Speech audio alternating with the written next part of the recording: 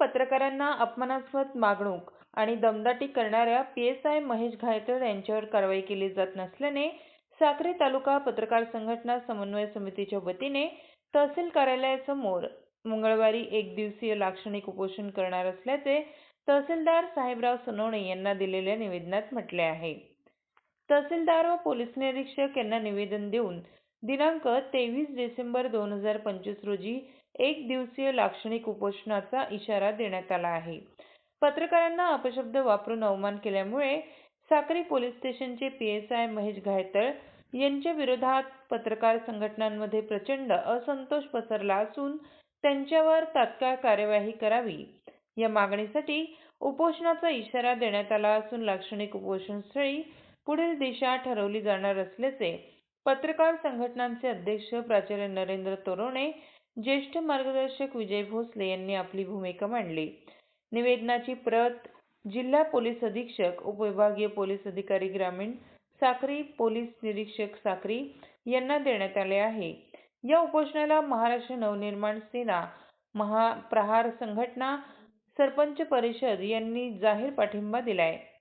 या प्रसंगी ज्येष्ठ पत्रकारांसह तालुक्यातील पत्रकार संघटनांचे पदाधिकारी व प्रतिनिधी मोठ्या संख्येने उपस्थित होते। मीडिया लाईव्हसाठी रफिक शेख, साक्री, धुळे। पत्रकारांच्या 3 संघटना आहेत।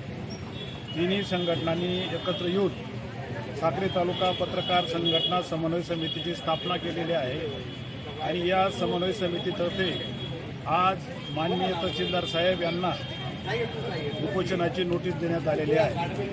आपल्या सगळ्यांना माहीत आहे की साक्री पोलीस स्टेशनचे फौजदार ज्यांनी अपंग पत्रकार, ज्यांना आपण दिव्यांग असं म्हणतो, गादेकर यांना लंगड्या वगैरे असे संबोधन वापरून शिवीगाळ केलेली आहे।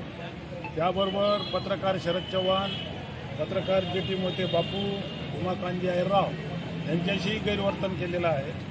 या संदर्भामध्ये आम्ही रितसर डीवायएसपींना निवेदन 8 दिवसापूर्वी दिलेलं होतं। त्याप्रमाणे काल डीवायएसपी इकडचे रजेवर असल्या कारणाने ज्यांच्याकडे चार्ज होता ते जाधव साहेबांनी पत्रकारांना बोलून जबाब घेतलेले आहे, परंतु अद्याप ठोस कारवाई झालेली नाही। म्हणून 23 डिसेंबर 2025 सकाळी 11 वाजेपासून सायंकाळी 5 वाजेपर्यंत साक्री तहसील कार्यालयासमोर पत्रकारांच्या वतीनं लाक्षणिक उपोषण करण्यात येणार आहे। लाक्षणिक उपोषणाच्या दिवशी जर काही निर्णय लागला नाही, आंदोलनाचा दुसरा टप्पा आम्ही त्या दिवशी जाहीर करणार आहोत। तो दुसरा टप्पा काय असेल हे आम्ही त्या दिवशी आपल्याला सांगू। पोलीस आणि पत्रकार या खरं म्हणजे एकाच नाण्याच्या 2 बाजू आहेत। समाजामध्ये एक चांगलं चित्र दोघांचा समन्वय असला तर असतो, परंतु या ठिकाणी जे घडलेलं आहे त्याचं समर्थन कोणीही करू शकत नाही। अशा पद्धतीने वर्तन करणाऱ्याला कठोर शिक्षा झाली पाहिजे अशी जी पत्रकारांची मागणी आहे, ही मागणी वरिष्ठांनी मान्य करावी।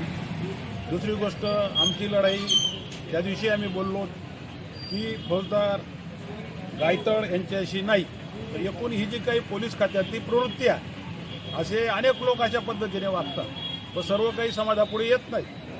तेव्हा हे सगळं थांबलं पाहिजे, संबंध सलोख्याचे असले पाहिजेत आणि समाजात एक चांगलं चित्र निर्माण झालं पाहिजे, असा एकूण या उपोषणाचा सुद्धा उद्देश आहे। धन्यवाद।